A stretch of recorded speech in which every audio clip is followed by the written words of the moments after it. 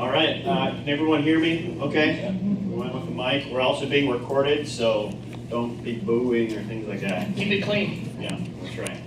All right, so tonight we're here to talk a little bit about trust and estate planning. How many people here have heard about trusts, know a little bit about them, but just came to maybe learn a little bit more?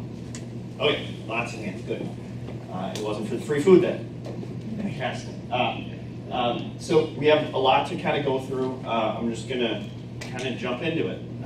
As Mike said, tonight we're going to talk about kind of some legal topics, some tax topics, compliance purposes. Nothing that I'm talking about though is specific to your personal situation. If you have questions as we go along, please feel free to raise your hand, ask them. But as Mike said, if it is more personal in nature, that kind of it depends on the details of the specific situation. We might talk about it afterwards. So don't feel bad if I say we'll just hold that till the end. So I'll give you a little bit of background on Members Trust Company. We'll talk just kind of some trust basics, basically some vocabulary. So as we get into different commonly used types of trusts or situations where trust might make sense for you and your family, we can kind of all be on the same page, and then we'll talk about a critical component to an estate plan or developing a trust is choosing the trustee, and we'll talk about what a trustee is also. A little bit about Members Trust Company. So as Mike said, I am a co-chief investment officer of Members Trust Company.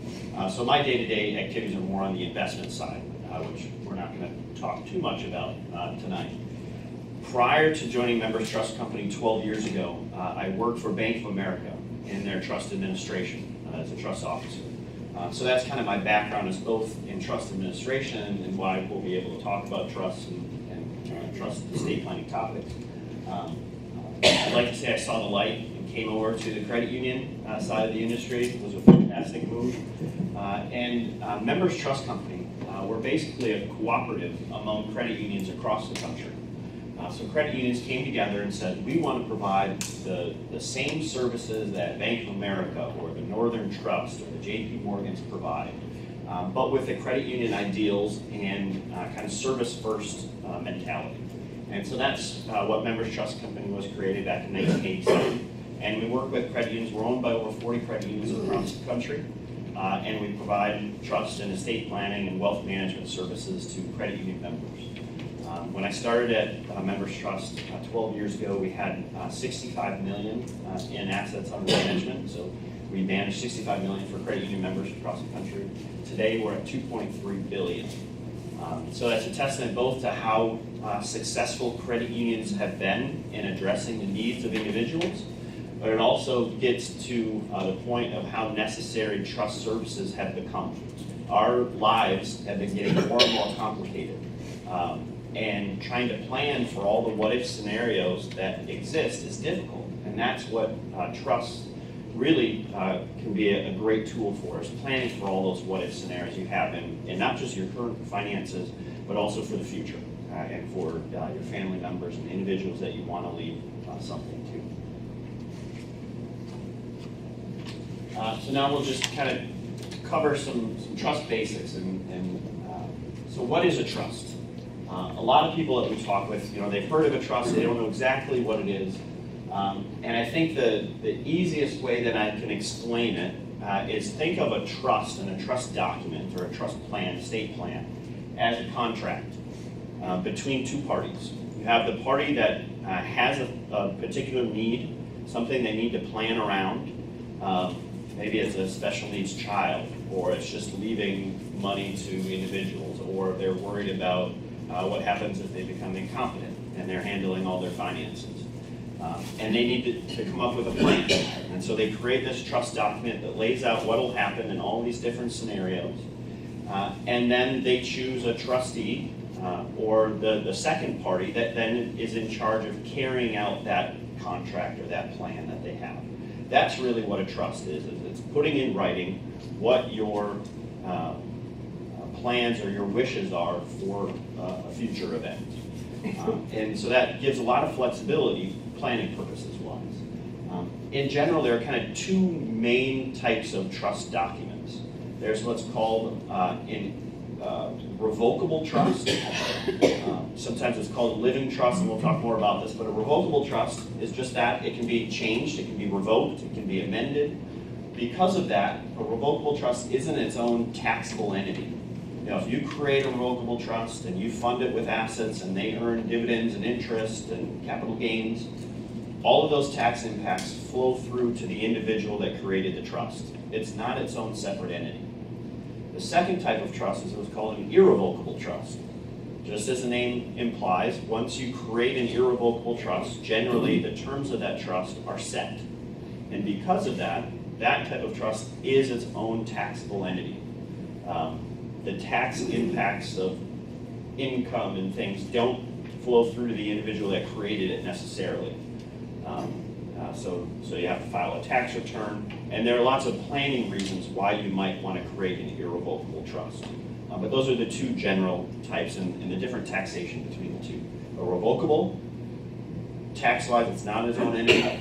All the tax impacts go through the individual that created it. And then an irrevocable trust, that is a completely separate, you can think of it as kind of a separate individual. When a trust is created, it creates what's called a fiduciary relationship. There's been a lot of talk lately about the Department of Labor creating what's called the fiduciary rule. And what this is it's a set of regulations that have been created and are looking like they're going to be implemented for the financial industry. And basically what it does is for retirement accounts, it says if you're a financial advisor, an individual working with individuals, you kind of have a higher standard of the services that you have to provide, and you have to make sure that you're working in the best interest of your client. Now, that certainly hasn't been an issue for credit unions or Andigo or Mike and Mitch and all the folks here, but in other parts of the industry, that has been an issue, and so they created this fiduciary rule. Well, trusts, because of the nature of what a trust is and that relationship, are already under that fiduciary standard, meaning when you create a trust, the party that you set to make sure the terms of that trust are carried out have to act in your best interest. And that's what's called the fiduciary relationship.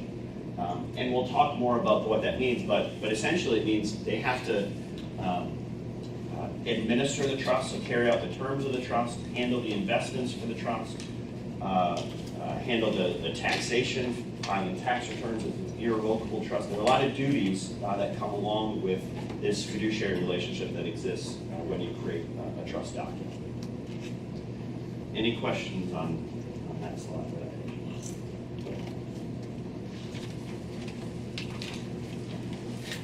Parties to a trust. So when you create a trust, there are kind of three general groups that are involved in a trust relationship or a trust document. The first is what's called the grantor. Attorneys have lots of different names for the same kind of group of people. So sometimes you'll hear it as a grantor, sometimes it'll be a trustor, a maker. Essentially what this group of either an individual or a court could be multiple individuals in the case of a joint trust. But these are the folks that have a financial planning need and are creating a trust document, trying to put on paper what their goals and their plans are for the future. They're the grantor. Then you have a second party or group that's called the trustee. The trustee is the individual or a corporate entity like Members Trust Company that is in charge of carrying out the terms of the trust. The trustee is the one that handles the investments, handles the tax returns, administers the trust, makes decisions about distributions and income and different things that we'll talk about now. And there's also what's called a successor trustee. So in the case of when you name an individual to administer the trust and to make sure all these things are happening, you generally need to have backups, right? If it's an individual, what happens if they no longer want to act as trustee or they're no longer capable? You kind of have a second and a third, and you go down the line, and those are called successor trustees. So that's the second group. The third group are the beneficiaries. And as the name implies, the beneficiaries are the ones that are receiving benefits from this trust relationship or this trust document or the assets that have funded the trust. You have kind of two main sets of beneficiaries. There's the current beneficiary, so all the individual or the group of people that can receive current benefits from the trust. So maybe they're receiving all the income that the assets generate, or maybe the trust can pay for education or medical expenses. That's a current beneficiary. You can also set what's called remainder beneficiaries or successor beneficiaries. So after a triggering event, maybe it's the death of the current beneficiary, or 20 years from now, you can have another set of individuals that can then receive current benefits from the trust. So a typical situation is you'll create a trust for yourself while you're alive. At your death, all of those assets may flow into another trust, a separate trust for your children or for your grandchildren. The children and grandchildren in this area would be successor beneficiaries, or sometimes they're called remainder. These are the three main groups. They can all be completely separate and different people. You could create your own trust. I could name Mike as my trustee, yes, and Mitch as my beneficiary. Probably want to fund that trust, but that's what you can do. Or I could create my own trust. I could act as my own trustee while I'm alive and capable, and this trust is going to benefit me. So all of these groups can be the same people, or they can be different, and there are lots of reasons why you might have different order or ways to do that, depending on what your planning needs are. Any questions on the parties to a trust? All right. Now, some people have probably gone ahead, but let's talk a little bit about some reasons why you might want to create a trust document. Anyone have any ideas, any thoughts? Maybe you've heard some reasons why you might want to think about creating a trust. Protect the assets. Protect assets, maybe from creditors Lawsuits. or lawsuits. Yep, exactly. Certainly. One reason why you might want to create a trust. And we'll talk about that in the different types of trusts that we'll go through. Any other reasons? Probate, yes. So when you pass away, all the assets that are distributed according to your will, if you create a will, so all the assets that are distributed according to your will, and those are assets that don't have beneficiaries already designated. So like an IRA, you have a beneficiary designation. That doesn't pass by the terms of your will. But if you have a car or a checking or savings account without a beneficiary designation, that gets distributed according to the terms of your will and is part of your estate. All the assets that flow through your estate go through a process that's called probate. Those assets have to be reported, and so probate is a public process where you can go down to the courthouse and see all of the assets and the will of people that have passed away. And there are also costs and potential time delays for going through that probate process. One way to avoid probate is through a trust document or a trust plan. Any other ideas?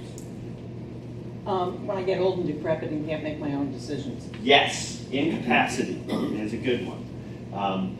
There are other ways that you can plan for incapacity, so just the fact that we all need to think about that and have a plan for it doesn't mean you necessarily need a trust, but a trust is a great way to plan for the potential of not being able to take care of either your finances or your personal well-being at some point in the future. Any others?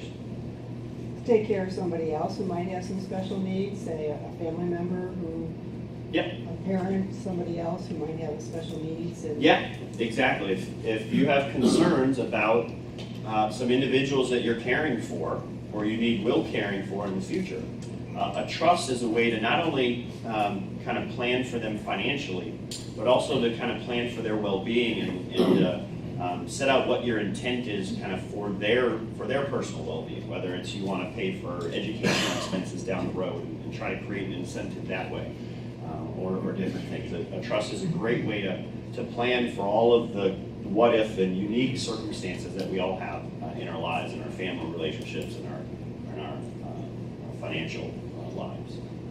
Any others? A lot. Okay. One that nobody mentioned, which is usually one of the top ones, is estate taxes and just tax planning in general. Trusts are a great way to plan for taxes, or really to avoid taxes. One of the things that I want you all to get out of this, though, is trusts are not only for the high net worth or ultra high net worth individuals that have to worry about estate taxes. And we'll go through a scenario on what I mean about estate taxes. But there are lots of reasons why individuals end up using a trust as a part of their overall estate plan that has nothing to do with estate taxes. And a lot of the reasons we just talked about. Avoiding probate, incapacity, making provisions for minor children or children with special needs or parents, any family member that has unique needs that we need to plan for. And I think if we think about our own situations, a lot of us have a lot of these non-estate tax reasons for maybe thinking about, is a trust a good plan for me? So now we'll kind of go through just some commonly used trusts. The goal tonight is really to just get kind of a 30,000-foot view of estate planning and trust concepts. And then obviously we're here to follow up and work with you and an attorney to draft these documents. As a trust company, we can't draft trust documents. We can't practice law. So it's kind of a relationship between Members Trust Company, Andigo, and an estate planning attorney as far as creating an estate plan if ultimately we decide that that's something that might be beneficial for you. So commonly used trusts. The first one we'll talk about is a revocable living trust. So as the name implies, revocable, meaning it can be terminated, it can be amended, it can be changed. Living trust means you create it while you're alive. So I create a trust today. I retain control because I can make changes to it. I can just terminate it altogether if my situation changes and I don't need a trust document anymore. And so because of that, it's extremely flexible. And this really is kind of the main planning tool individuals use when they're creating an estate plan. You create a revocable living trust while you're alive, and within that trust document, you can lay out all of your plans for what happens in the future. Maybe if you become incapacitated, or at your death, or at your children's death, all down the line within this one document is kind of what you lay out your plan for the future to be. Because you're funding this trust with assets, and within the trust document, you're laying out who the beneficiaries are of those assets at some point in the future. Everything that's funded in this trust avoids probate. So this trust document is its own separate entity from your estate and what passes through your will.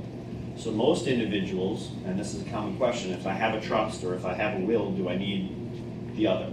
And for most people, the answer is yes. You will have both a will and a trust if a trust makes sense for you. And what it'll generally be is what's called a pour-over will.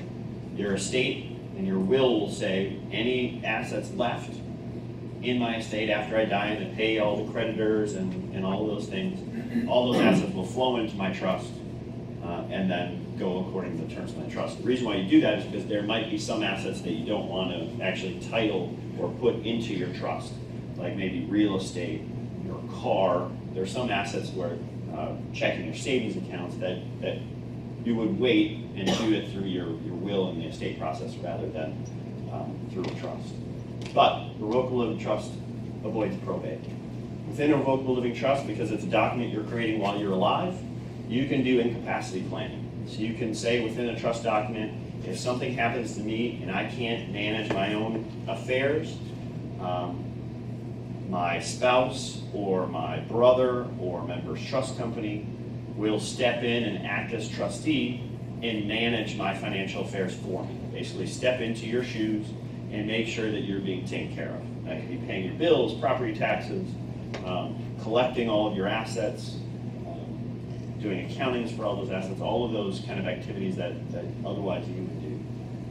And So a revocable living trust is extremely flexible. You retain control while you're alive, and it really is the core estate planning document. All of these trusts that we'll talk about after this can all be written within this revocable living trust, and often that's the way that the estate planning process is. In this?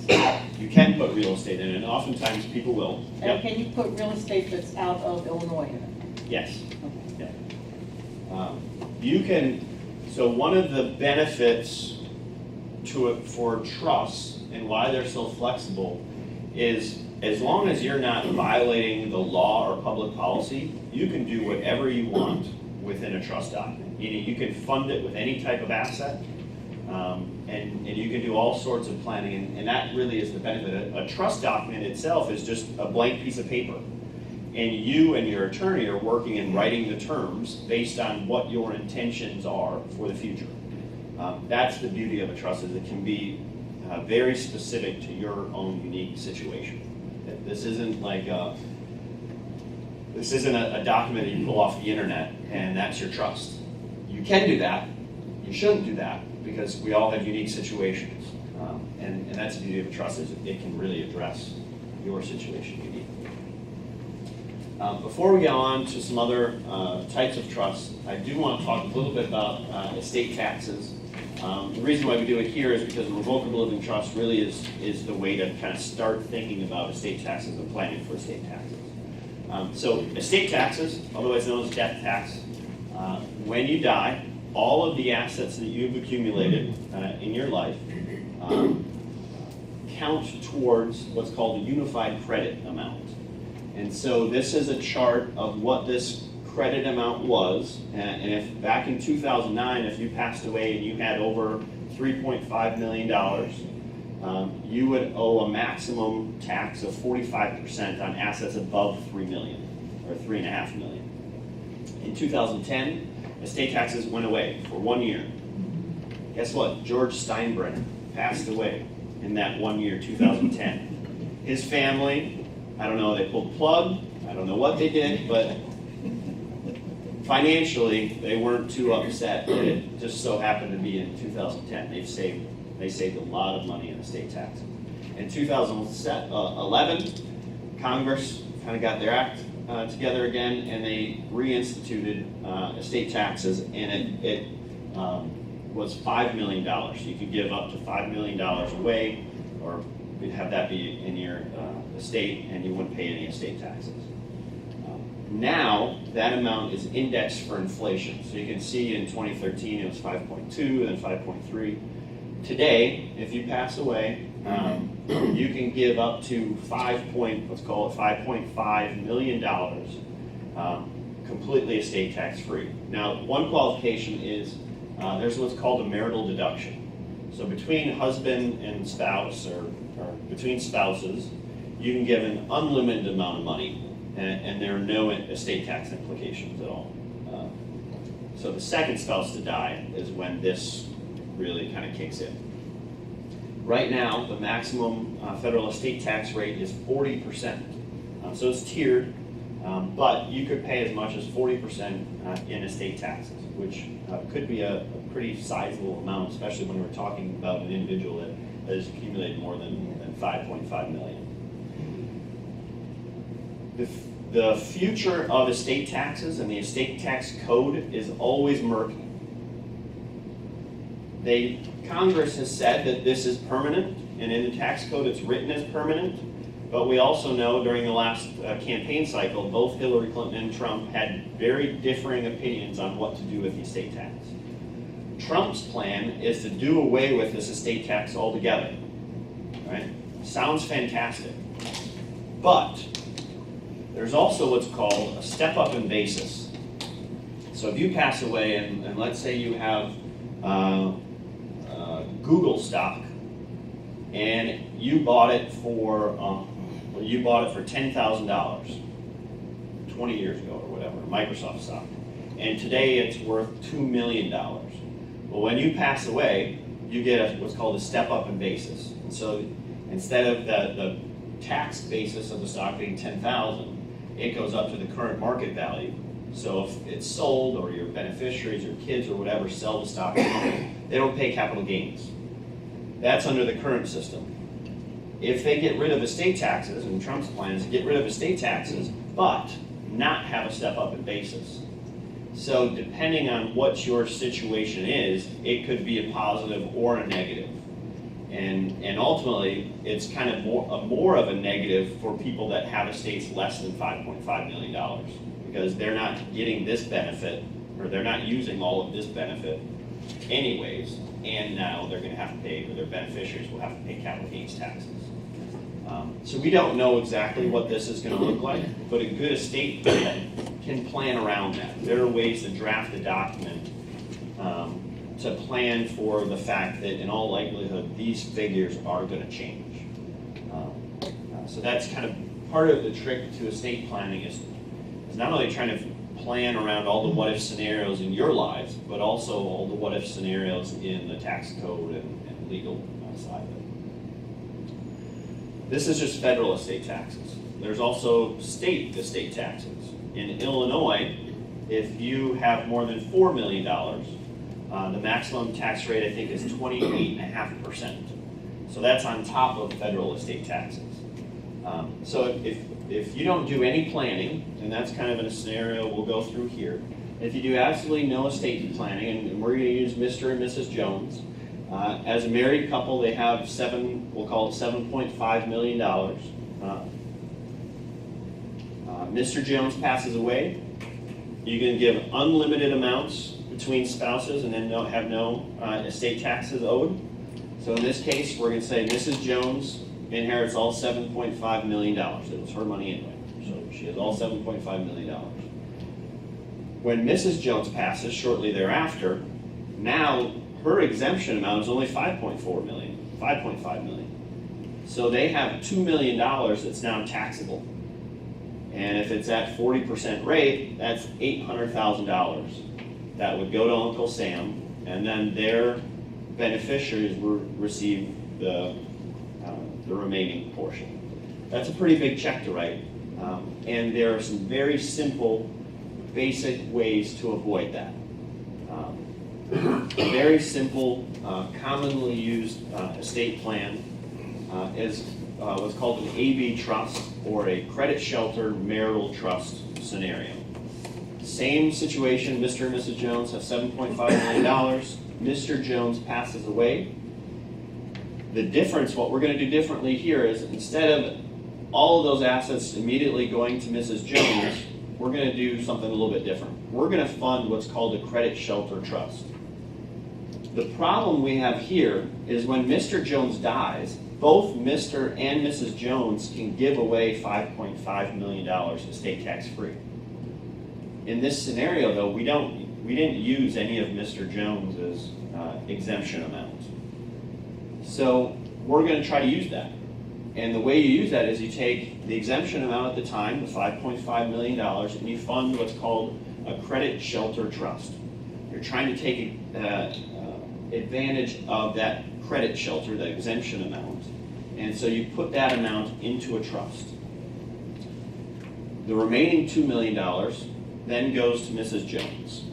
In this case, we're going to put it into a trust as well, but Mrs. Jones has complete control over it. Because of that, now when Mrs. Jones passes away shortly thereafter, her taxable estate is now only $2 million instead of the full $7.5 million. Because of that, and the $2 million is less than the $5.5 million exemption amount she has, they pay zero estate taxes, and all of their assets will then go to their beneficiaries. They saved $800,000 in estate taxes. This credit shelter trust, because the whole goal here is still to make sure that Mrs. Jones is taken care of, first and foremost, this credit shelter trust can be written so that all of the income goes to Mrs. Jones, as well as payments for what's called a HEM standard, health, education, maintenance, and support. Basically, anything that Mrs. Jones needs, this trust can fund or pay for. In order to get it qualified for that first exemption amount, though, it can't be like a checking or savings account that the surviving spouse has access to. You have to put it in a trust There have to be some standards.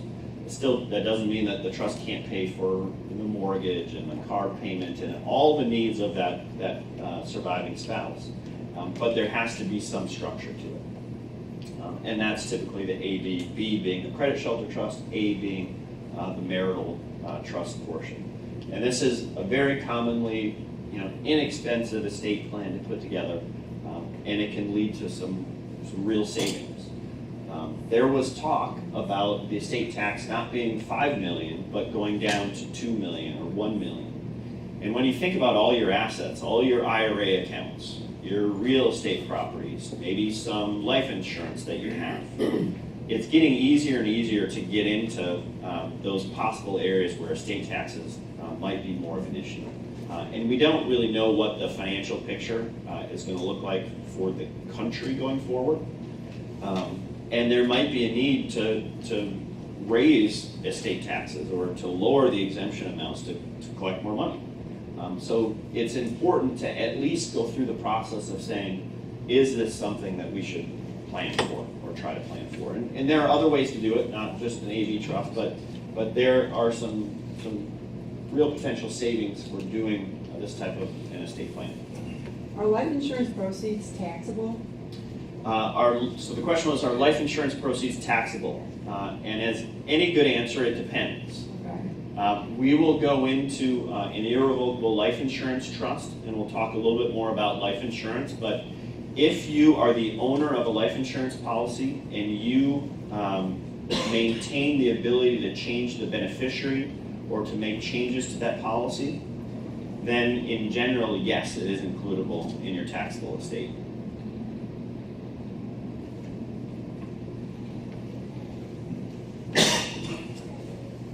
Question? All AB trusts can be revoked. Good question, and I should have mentioned this. So the question was, both the A and the B trust, are they irrevocable or can they be revocable trusts? The answer is this B trust, in order to qualify for that first exemption amount, has to be what's considered an irrevocable trust. So once the terms of this trust have been set, and Mr. and Mrs. Jones are going to do all this planning together, and they're going to create the terms of this trust, once that's set, it's generally set. This A trust, that can be a revocable trust. But the B trust is irrevocable. Question, both, this AB trust concept applies to the estate tax as well? Yes. The question was, can this concept apply to both the federal and the state estate tax concepts? And do you kind of plan for both at once? And the answer is yes. Really what you would do is, instead of looking at $5.5 million because Illinois is $4 million, that's going to be kind of your bogey for at least a portion of it. Any other questions? Okay. There's also what's called a QTIP Trust, Qualified Terminable Interest Property Trust. And this type of a trust is, the setup is exactly the same as what we just went through with AB. But this type of trust is used in situations where you have a blended family. Maybe you were married later in life and you both had children, you both had financial lives before marriage, and you want to do some planning around that. Maybe the spouses want to make sure that their assets that they brought into the marriage are going to their children, or vice versa. What you can do is you can still do this same plan and take advantage of the exemption amounts and estate tax situation at the time, but you put some restrictions on it. And so in this marital trust, even though both trusts are still for the surviving spouse, you can put some restrictions on this marital trust. When the second spouse dies, this trust can lay out the terms of where these assets are going to go. So you can structure this, and maybe both spouses will have an estate plan like this, and they'll both create their own separate trusts to address their own separate needs. But they can say, okay, the surviving spouse is going to be taken care of, but when they pass, these assets that I brought into the marriage are going to go to my children, or going to go to the charities that I want them to go to. rather than maybe this spouse remarries, and then they have a whole nother set of planning scenarios to try to think through. And then the first spouse to pass doesn't have any control over those assets, and maybe there's a concern that they'll go somewhere that they didn't want them to. So a QTIP trust is a way to put some restrictions on what's considered this marital trust for those blended family situations. You still have to make sure that the surviving spouse is taken care of, all the income of that trust is paid to them, and you generally still have language to provide them with distributions for health, education, maintenance, and support. The purpose is still to make sure that surviving spouse is taken care of. It's just ultimately you can kind of put some restrictions on where the assets go. And that's called a QTIP trust. Another type of trust that's used very frequently is, if we think about all the relatives or our loved ones and individuals that ultimately we want to leave some benefit to, sometimes there's some concerns. If something happened to me today, I don't want my 2-year-old son and my 9-month-old daughter to get to have access to all of their assets when they turn 18, right? So I might use a trust to kind of plan for the future if I'm not around anymore, and I can put some restrictions on those assets. Make sure, maybe they get the money at different points in time rather than all at once. Or maybe you have some individuals that it's not that they're minors, they're just not financially responsible. And you would have some concerns if they inherited $100,000 or a couple $100,000. And you want to put some restrictions on it. That's what a Spendthrift Trust is used for, and it's a way to put some restrictions on the assets in the future to help individuals that you have some concerns about. So we'll just go through a scenario. So let's say Mrs. Jones creates a trust so that at her death, her child or grandchild or both she's going to create a trust for them for $250,000. And so she creates a Spendthrift Trust, and at her death, it's funded with $250,000. The terms of this trust, there are lots of different ways that you can structure it, but generally what you find is the terms of the trust are all the income is paid to that individual, or it could be a group of individuals, if you have multiple children or however your situation is.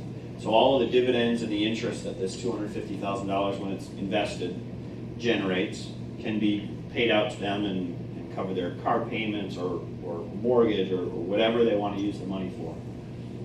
And then usually have the discretion to make additional payments on behalf of that beneficiary for things like health, education, maintenance, and support.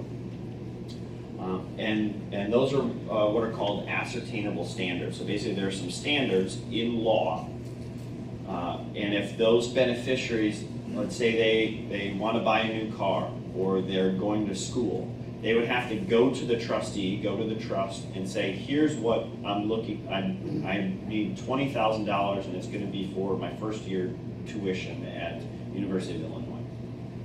They would go to that trustee and say, this is what I want to use the money for, and that trustee would then have to make a decision, just like Mrs. Jones would while she were alive. Is that according to the intent of the document? Is that something that Mrs. Jones wanted to have happen? Well, in the case of education, it's a pretty straightforward decision. But let's say that request now is $100,000 for a new car. Not so straightforward. And those are the kinds of situations that trustees deal with a lot, especially a corporate trustee that's working with thousands of families across the country. So this is a type of trust that you can kind of put some of those standards on and basically try to make sure that these assets are used for the lifetime of that individual, or at least they're not squandered. And so you can put, there are lots of different provisions and things that you can create this trust document with. A lot of times what we'll see is these assets will stay in trust for the life of that individual. Or you might do what's called the 3 strikes and you're out. So at age 25, maybe they get a third. At age 35, they get another third. At age 45, they get the last bit. And the idea there is They get some up front. If they blow through all that, well, hopefully they learn a lesson, and they'll get another chunk of money at some point after that.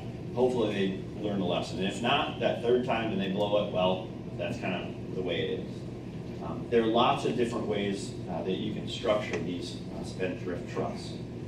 The benefits, because this isn't, you're not just giving this $250,000 to this individual and it's not a checking or a savings account, you get some protections, not only just from themselves, because they have to go to a third party to request money, but you also get protection from creditors.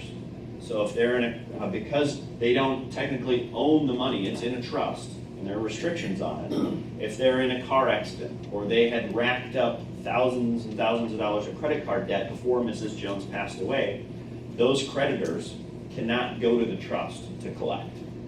So it's a great way to protect money from creditors of individuals that have those types of issues. Also, in the case of divorce, this type of a trust document, if you have some concerns, this type of a trust is not considered an asset when they go through a divorce proceeding in most scenarios.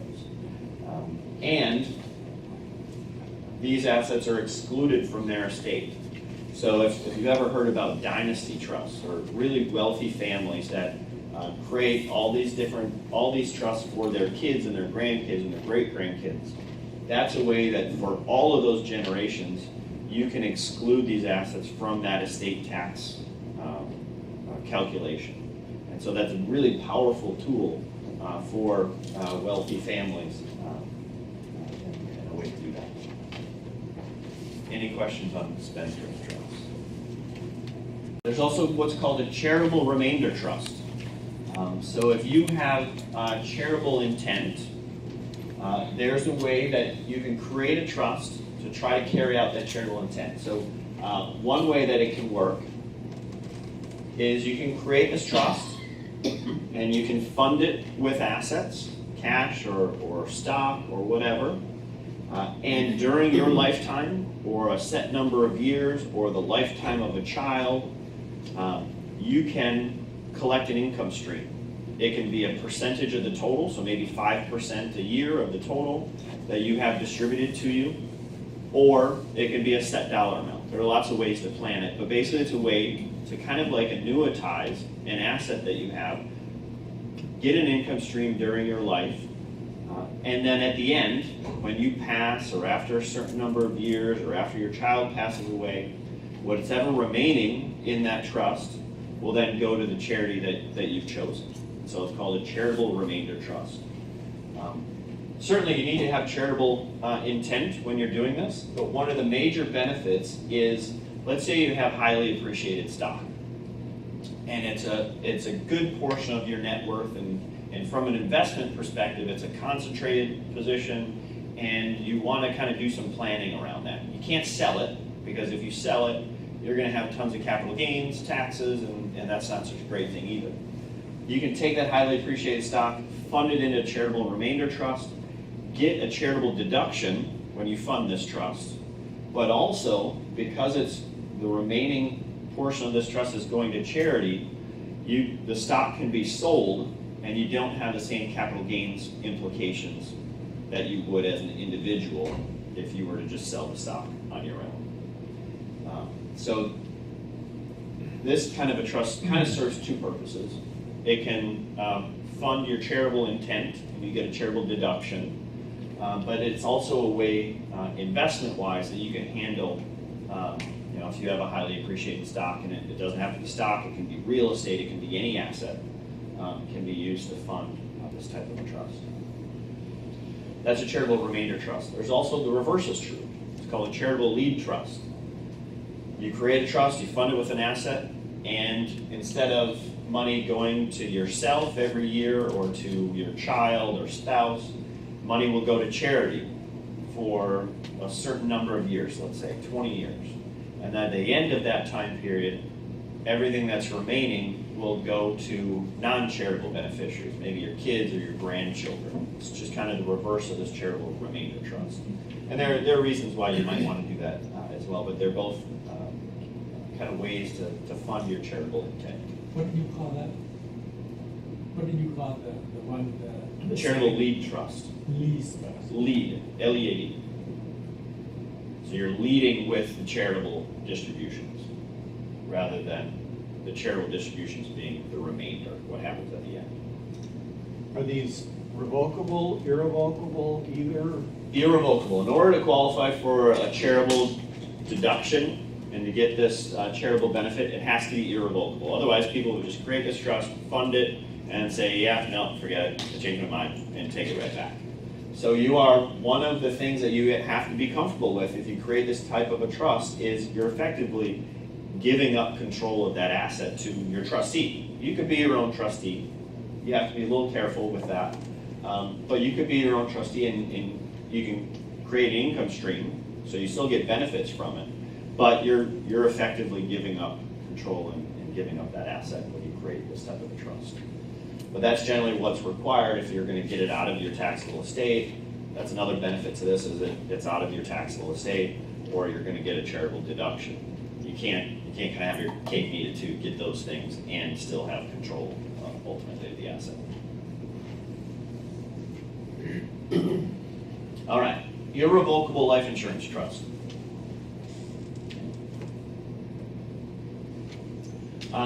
So we talked a little bit earlier about life insurance. If you own the life insurance policy or are able to make changes on it, then generally the proceeds of that are includable in your taxable estate. Income, this is, you really have to separate estate taxes, income taxes, and then there's what's called gift taxes, which we really won't touch on too much. But those are all very separate buckets. Life insurance proceeds, and this is a big benefit of life insurance proceeds, are income tax free.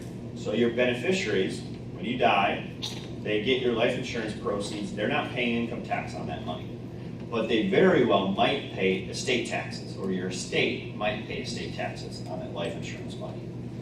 One way to avoid that is creating what's called an irrevocable life insurance trust. And how this works is, instead of you as an individual going out and buying the insurance policy or making the premium payments every year to fund that life insurance, you're instead going to create a trust, either take an existing life insurance policy you have, or take the premiums that you would buy life insurance with and use it to fund the trust. And then the trustee of your trust is going to buy the life insurance. And so effectively, you're giving up control of the life insurance. You can't make changes to it. You can't change the beneficiaries. In doing that, though, it gets out of your taxable estate. There are some things administratively that have to be done. They're called crummy letters, because that premium, let's say it's an insurance policy that every year you're paying $20,000 a year in premiums. And this trust ultimately is going to benefit your kids. Well, the government looks at that and says, okay, you're taking $20,000 a year, you're paying for life insurance that your kids are going to receive. Well, in effect, you're just giving them a gift of $20,000 a year, and that's where gift taxes come into play. Gift taxes are similar to estate taxes, except for what the IRS says is, okay, I know you're going to try to get smart, and on your deathbed, you're just going to give all of your assets away to your kids or to whoever, and that's the way that you're going to try to avoid estate taxes. And so they created the gift tax code as a way to solve that. And basically the gift tax code and the estate tax code mirror one another. So you can either, during your lifetime, give away $5.5 million, or you can do it at your death. It doesn't matter either way. Anything above that, you're going to pay 40% estate taxes. So these crummy letters, that was a long way to just say, these crummy letters have to be done. The trustee has to do these to make sure that that annual premium payment qualifies as a gift, and the proceeds aren't part of your taxable estate then if you do it incorrectly. So this type of a trust, you typically don't see individuals act as trustee, because there's a lot of responsibility and liability if they're not done properly, where you think you're getting all this money out of your taxable estate, but you've done it wrong, and now the IRS is going to audit you and try to bring it all back in. So there's a type of a trust. If you have life insurance, especially if it's a sizable policy, you want to make sure that you've at least done some planning or looked at maybe ways if that could lead to a taxable estate taxable estate. The next topic is special needs trusts. This area of law and estate planning has really grown exponentially over the last few years. And the reason is more and more individuals are falling under needs-based benefit programs, Medicaid, SSI, supplemental security income. So these are programs where if an individual has less than a certain threshold of assets, that they can qualify for an income stream, in the case of SSI, or medical coverage, medical benefits. Just a degree. We're good. So one way to plan around this is if you have an individual that has special needs and maybe they're currently receiving benefits from these programs, and if you were to leave assets to them because you want to improve the quality of their life and you want to make sure that they're taken care of if you're not around, if you left those assets to those individuals, they would be disqualified from their current benefits. And so one way to avoid that is to create what's called a special needs trust. And what this trust does is you fund it, and the terms of the trust is this type of a trust is meant to provide supplemental support to these individuals and not disqualify them from receiving those benefits and those benefit programs.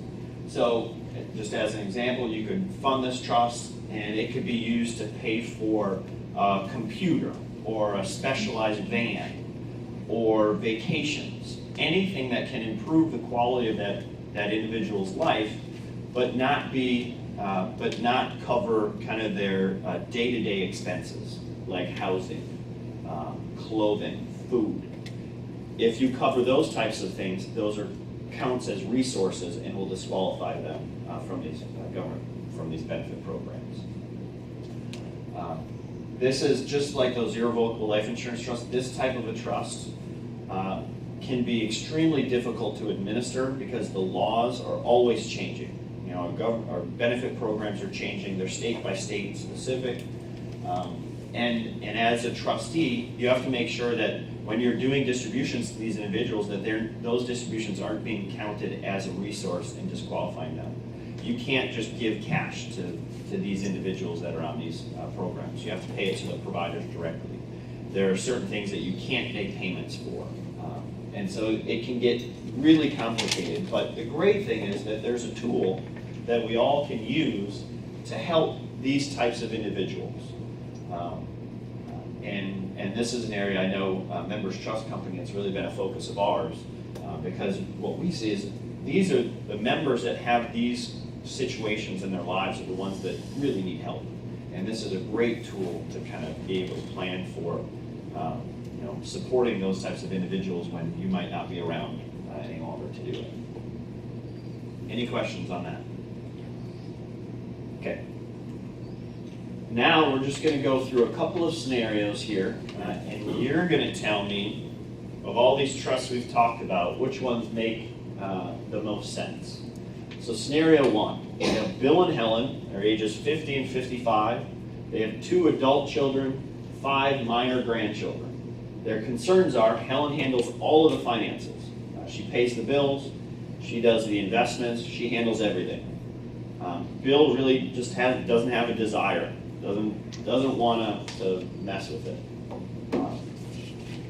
They want to make sure they retain control during their life while they're capable. That's important to them. They have 1 child that has significant debt and a grandchild that's receiving SSI and Medicaid benefits. So all of the trusts that we talked about, which ones do you think fits this situation?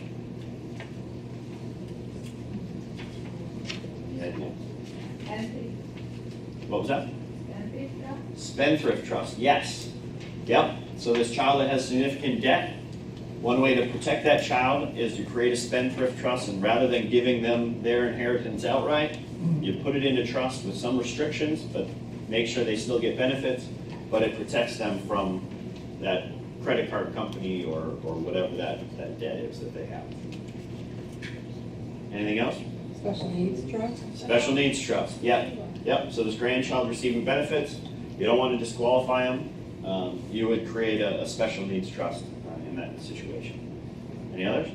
Revocable living trust.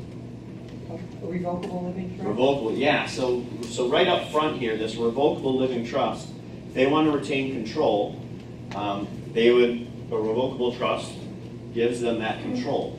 The other thing it does is, if Helen is handling all the finances and she's the first spouse to die, having all of your assets in that trust where you can then name a trustee, a member's trust company, or a relative or whoever to act as trustee, well, then that means Bill doesn't have to do all those things if he doesn't want to or if he's not capable.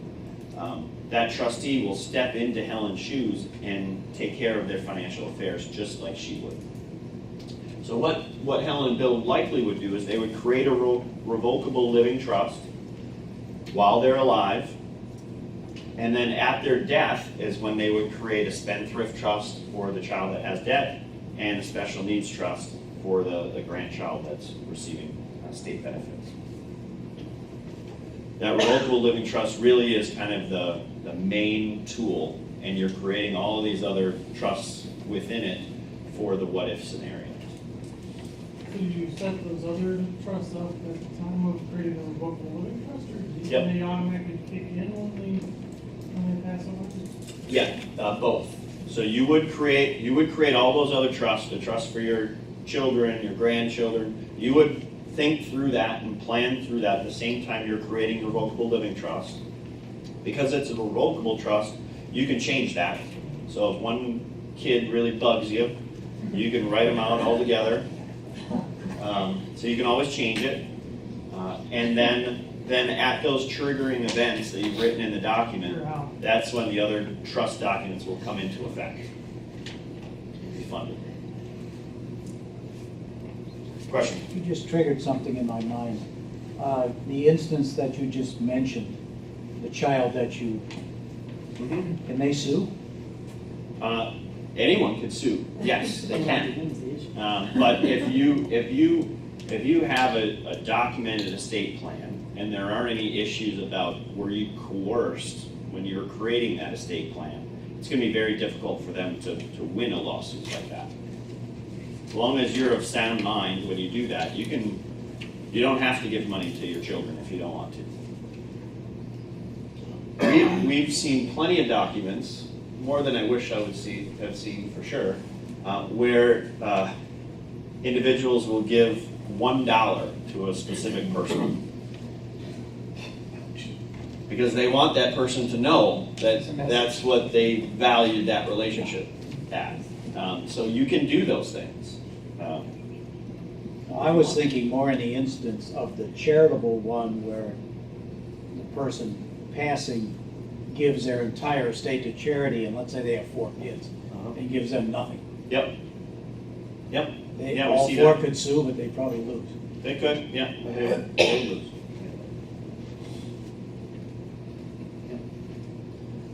Scenario 2. Phil and Betty, age 50 and 65. They were married 5 years ago. Betty has 3 children from a previous marriage.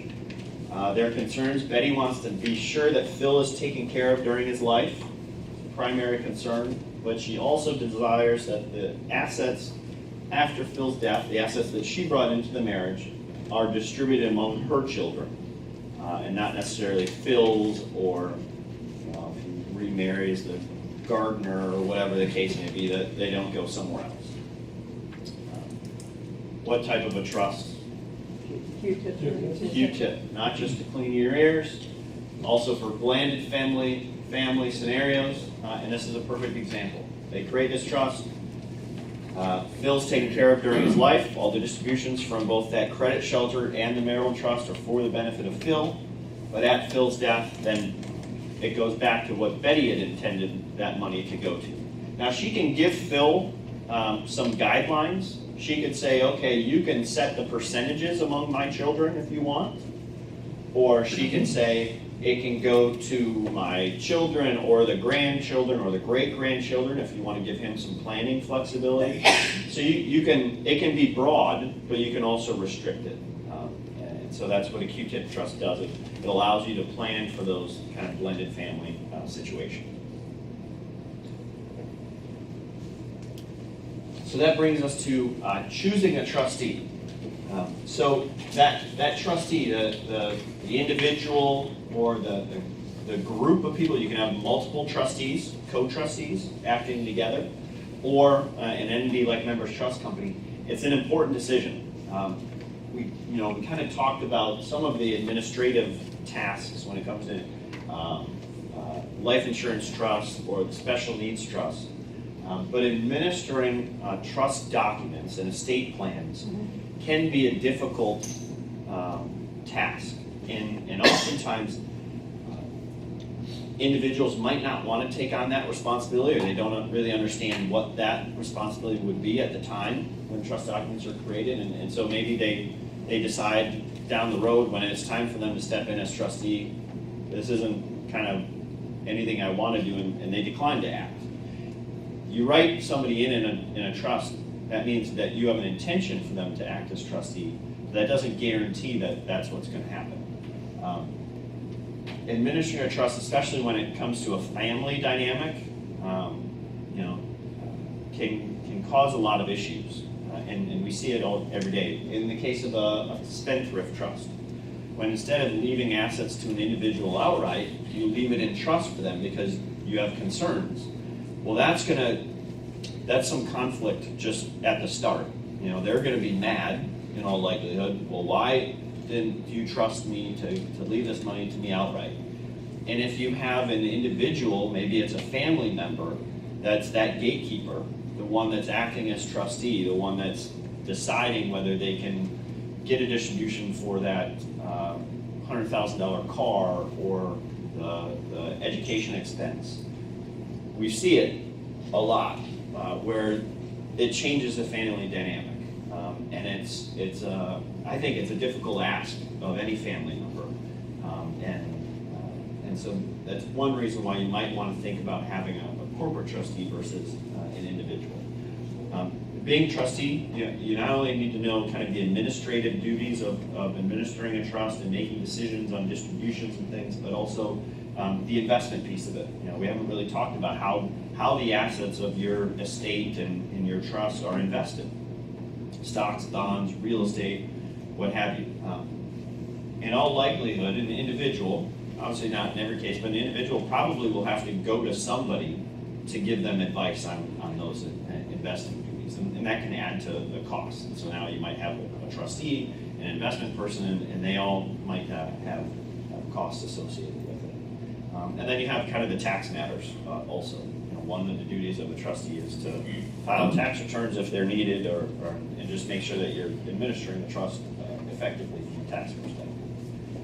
So it's a really important decision. There are certainly lots of scenarios where having an individual or maybe being your own trustee while you're alive makes a ton of sense. There are also, I think, a lot of scenarios though where having kind of an independent third party, and sometimes a third party that can say no sometimes to beneficiaries is very important, especially when you're into the Spendthrift Trust and different types of things. And so this is an important decision and one that we work through with our members and folks that we work with to see, in their specific situation, what makes more sense. A lot of times we'll have individuals that will create a revocable living trust. They'll act as their own trustees while they're alive, and then at their death or incapacity, they'll have another plan. And I think that makes a lot of sense. Also, people will test drive a trustee, or if it's a corporate trust, or a Northern Trust, or Members Trust, and we'll manage part of their assets while they're alive to kind of see how we do and really to test drive. So those are kind of the decisions when it comes to actually, okay, now we have a trust plan. If the document's written, who are we going to put in charge to make sure that this plan is carried out? Trustees, certainly. So you could have you know, your 2 children and a member's trust company, or you could have just your 2 children. And typically how that would work is those individuals, if you have the case of 3, they would have to, maybe 2 out of the 3 would have to agree on a decision. And so it can get a little bit complicated, but you certainly can do co-trustees, and we see that quite a bit. You can also give your beneficiaries the ability to change trustee. So if those beneficiaries don't like some of the decisions that a trustee has made, they can try to find another individual or corporate trustee, and you can put some restrictions on that. But essentially, you know, what it comes down to is you don't want your beneficiaries or folks that you've planned for in the future to kind of be held hostage to one trust company or individual if their trusts aren't being managed properly. That's one point I probably should have made is trust documents in general are private agreements. When you create a trust and you have the assets invested and you're getting statements, they're not going to a regulatory body that's looking and making sure your trust is being administered properly. It's up to the beneficiaries of the trust to say, hey, am I being treated fairly? And if not, then they can go to court and try to remove a trustee and different things.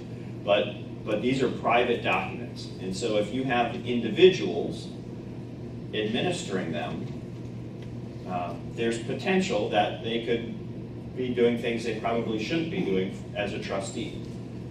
And it's only the beneficiaries that are going to see that. You know, there's no other kind of third party overlooking all of this. So I think that's a reason why you might want to think about having a corporate trustee where we have corporate liability. If we're not administering a trust properly and the beneficiaries ultimately go to court and we're not fulfilling our fiduciary duty, then we could have corporate liability. Whereas an individual, you know, there's not a lot of recourse there. Any other questions? Okay. So next step. So I mentioned we can't draft trust documents, but what we can do is sit down with you and talk about your situation and your goals and what you have planned for the future, and kind of start this process of, well, this is the kind of estate plan that I think makes some sense for you, and kind of talk about advantages and disadvantages.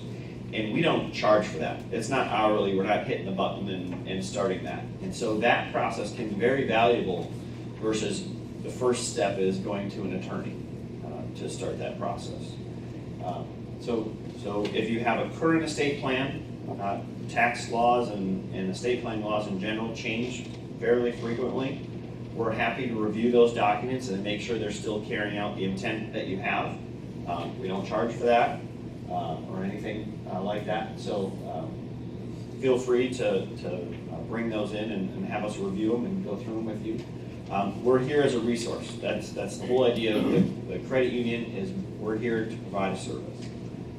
And so I would recommend getting in touch with Mike and Mitch and probably go through Pam, because she's the one that is in charge of it all. But we're happy to talk through your personal situation and talk about estate planning in general and what kind of a plan might make sense for you. Question? Trustees get fees? They do, yeah. It depends on the type of the trust, the assets involved, the terms of the trust, but in general, at least for a member's trust company, to act as trustee and to handle the investments and to do all the tax planning and all of that, it's generally it is a percentage of the assets on an annual basis, and it's usually 1 to 1.25% each year. Thank you.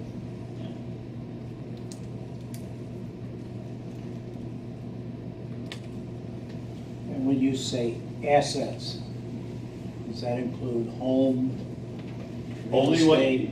Only what you're funding the trust with. Okay. So if you're creating a trust and we're acting as trustee, whatever it's funded with.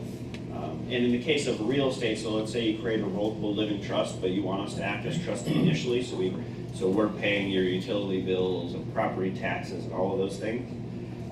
We're generally not charging you a fee on the value of the house, 1% a year, because that would be pretty egregious. It would be less than that. And we might exclude the real estate altogether as an asset, but then if you have, stocks or bonds or cash that we're investing, that would be something that we would charge for.